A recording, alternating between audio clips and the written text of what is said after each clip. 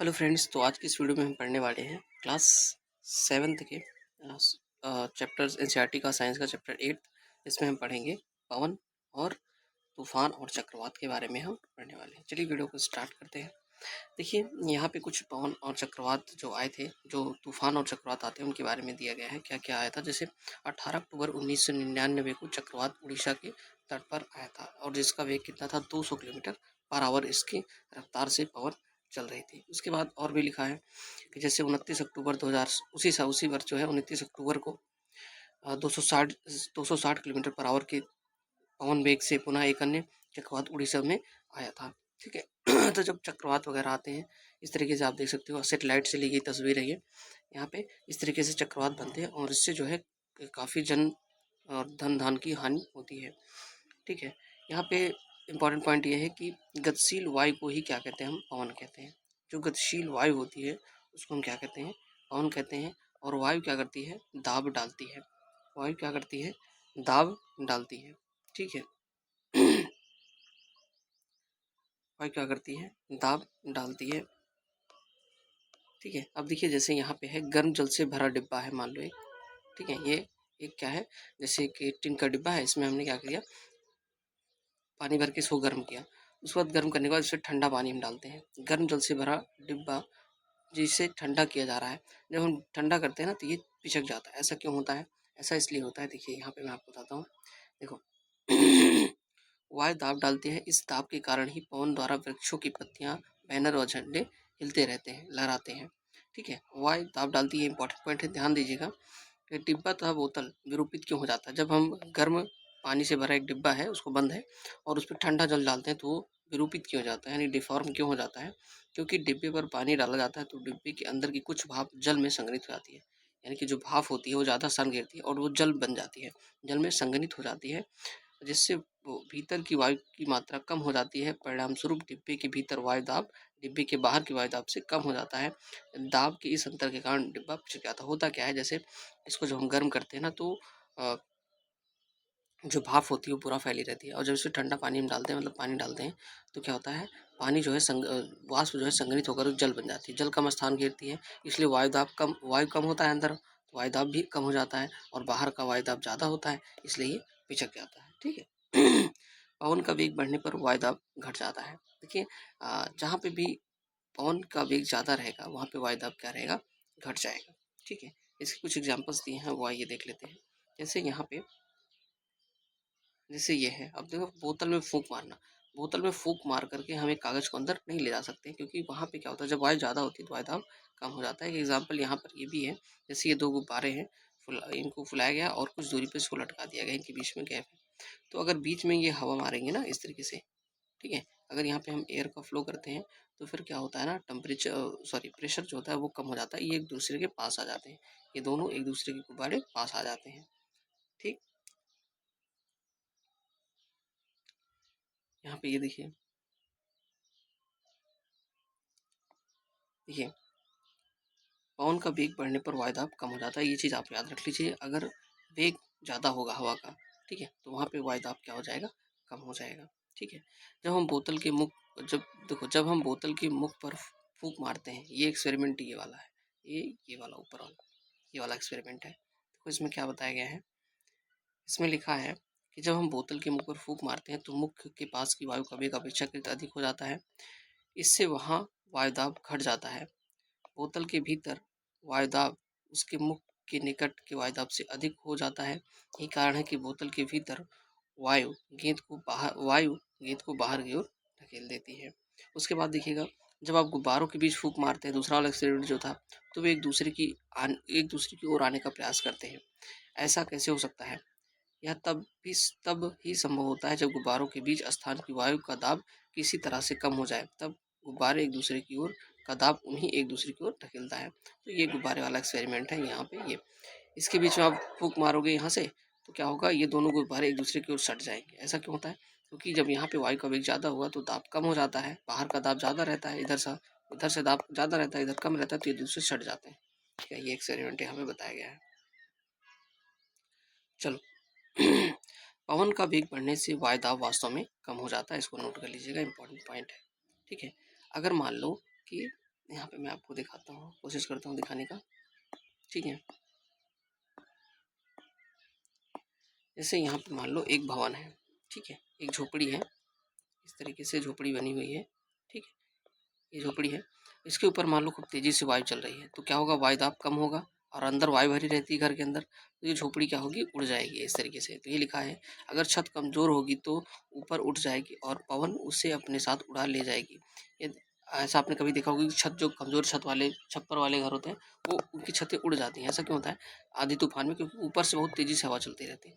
जहाँ पे तेजी से हवा चलेगी वहाँ पे वायुदाब कम होगा, ऊपर वायुदाब कम, नीचे से हवा भरी रहती है तो वायुदाब ज़्यादा रहता है, इसलिए छत उड़ जाती है। ठीक है, ये एक्सपेरिमेंट था। चलो, पवन सदैव अधिक वायुदाब वाले, यहाँ पे देखिएगा, पवन जो होती है, पवन सदैव अधिक वायुदाब वाले क्षेत्र से कम वायुदाब वाले क्षेत्र की ओर गति करती है। वायुदाबों के बीच जितना अधिक अंतर होगा, वायु पवन होगा, पवन का वेग उतना ही अधिक होगा। ठीक है, तो यहाँ पे सुन लीजिए, पवन सदैव अधिक वायुदाब वाले क्षेत्र से कम वायुदाब, मतलब जिधर ज़्यादा वायुदाब रहेगा उधर से कम वायुदाब की तरफ चलती है। ठीक है, वायुदाबों के बीच जितना अधिक अंतर होगा, पवन का वेग उतना ही अधिक होगा। ठीक है, ये एक्सपेरिमेंट है।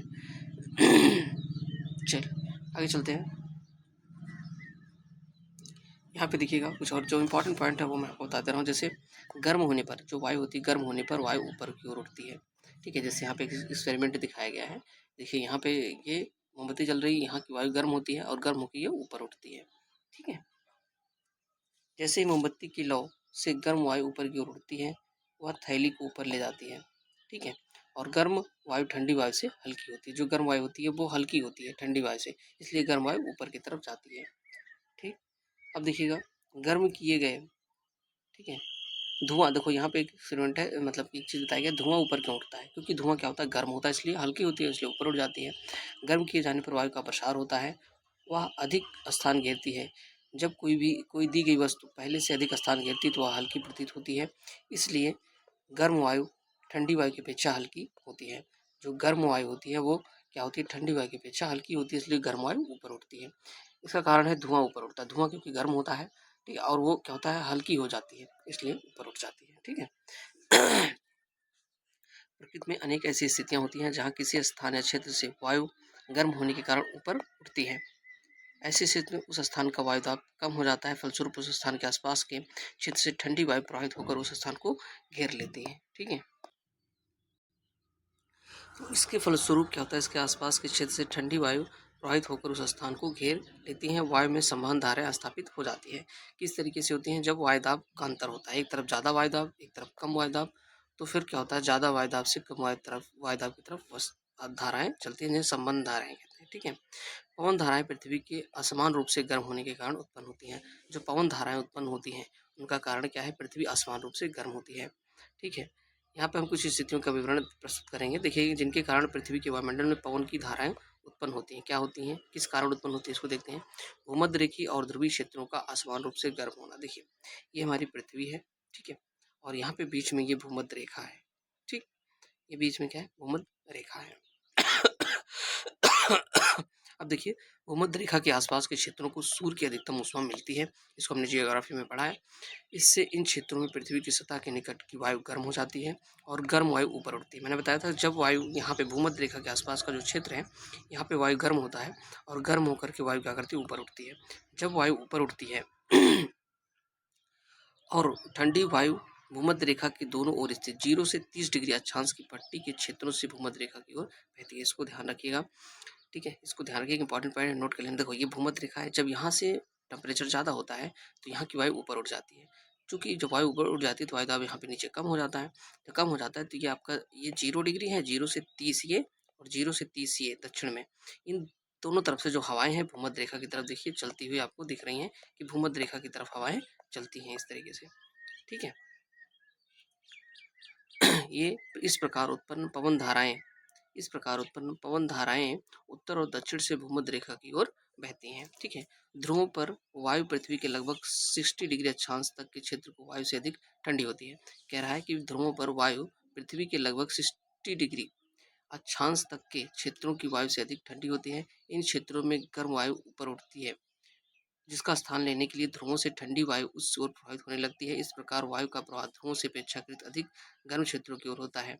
जैसा कि 8.8 में दिखाया गया। तो 8.8 हम देखते हैं, देखो यहाँ पे देखो क्या होता है, ये आपका 0 से 30 हो गया ना, ये 0 से 30 हो गया, बाकी 30 से ये आपका 60 तक होता है।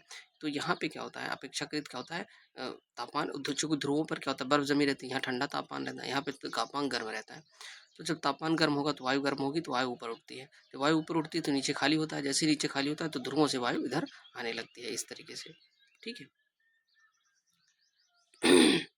तो यहाँ पे यही दिखाया गया है। इसी प्रकार हम सोच सकते हैं कि 30 डिग्री तथा 60 डिग्री अक्षांश के क्षेत्रों के असमान रूप से गर्म होने के कारण पवन का प्रवाह 30 डिग्री अक्षांश से 60 डिग्री अक्षांश की ओर होता है, ठीक है। यानी कि इधर से ये देखिए, ये 30 ये 0 डिग्री था हमारा, यहाँ पे 30 था, इधर 60 मान लेते हैं। तो इधर देखो, इधर इधर से इधर चले 30 से 60 की तरफ, ठीक है।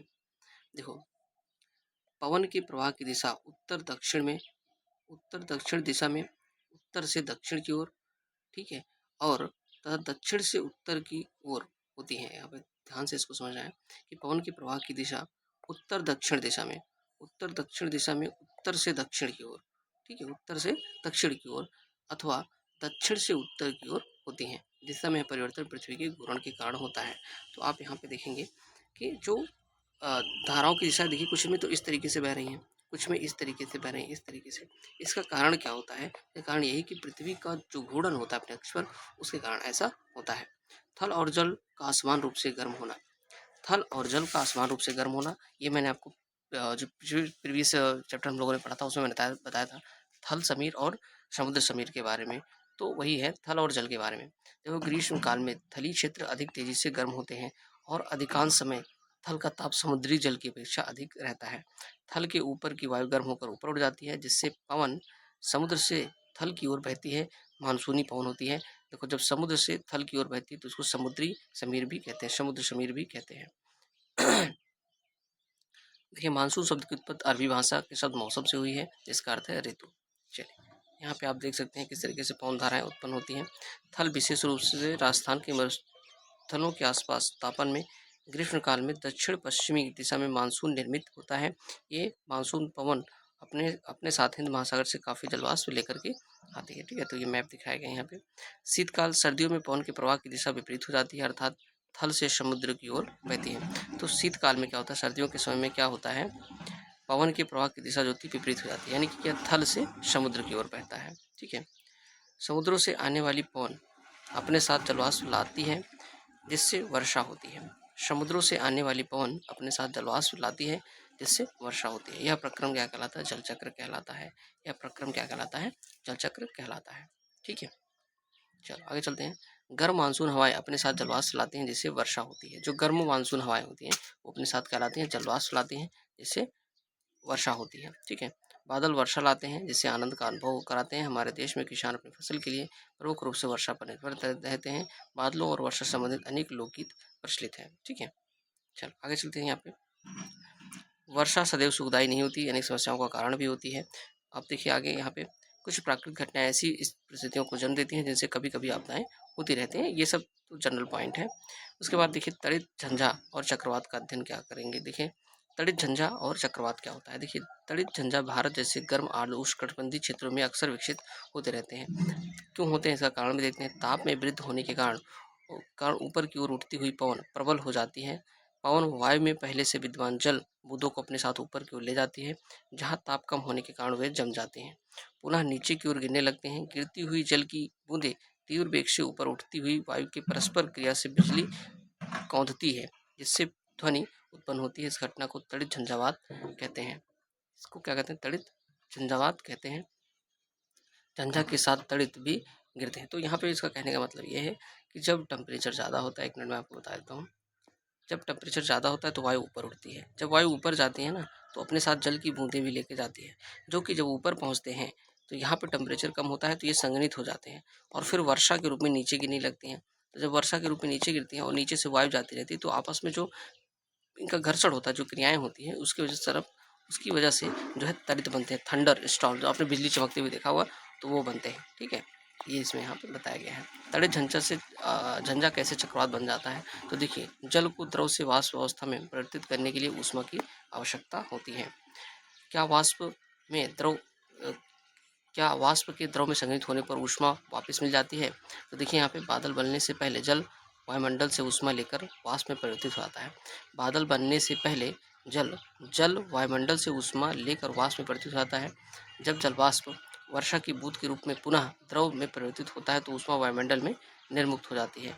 निर्मुक्त होने वाली ऊष्मा से आसपास की वायु गर्म हो जाती है। इस प्रकार गर्म वायु ऊपर की ओर उड़ती है जिससे वायु दाब कम हो जाता है। फलस्वरूप तड़ित झंझा के केंद्र की ओर उच्च वेग की अधिक वायु की गति करने लगती है। इस चक्र की पुनरावृत्ति अनेक बार होती है।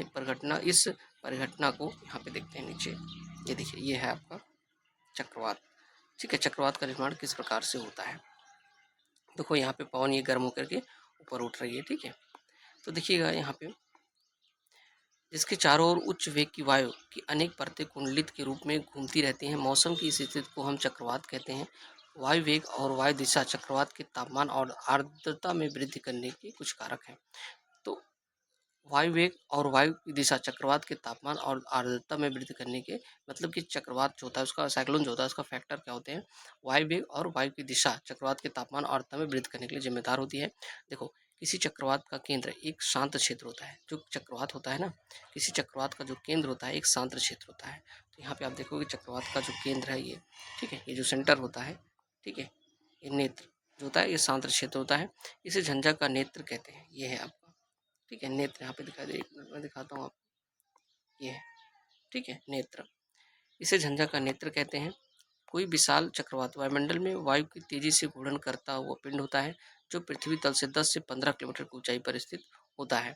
ठीक है, 10 से 15, यहाँ पे ये देखो, यहाँ से ये पूरा जो लेंथ है, ये पूरा जो हाइट है ये कितना है? 15 किलोमीटर, 10 से 15 किलोमीटर की ऊंचाई पर स्थित होता है। चक्रवात के नेत्र का व्यास 10 से 30 किलोमीटर तक होता है।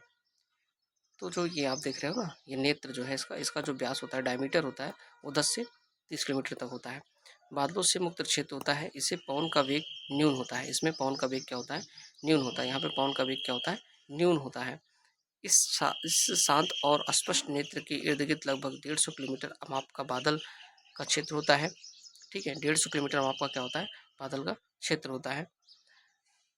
इस क्षेत्र में उच्च वेग की पवन और संघनन वर्षा वाले घने बादल होते हैं। इस क्षेत्र से परे पवन वेग क्रमशः कम हो जाता है।